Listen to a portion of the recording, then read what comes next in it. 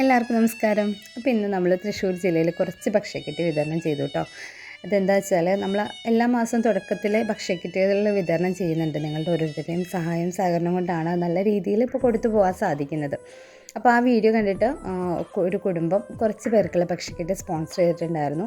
അതുപ്രകാരമാണ് നമ്മൾ തൃശ്ശൂർ ജില്ലയിലുള്ള കുടുംബങ്ങൾക്ക് തീരദേശത്ത് മഴ കൊണ്ടും കടലിൻ്റെ ബുദ്ധിമുട്ടുകളൊക്കെ കൊണ്ട് ബുദ്ധിമുട്ടുന്ന കുറച്ച് കുടുംബങ്ങൾക്കുള്ള ഭക്ഷ്യക്കിറ്റ് എത്തിച്ച് നൽകിയത്.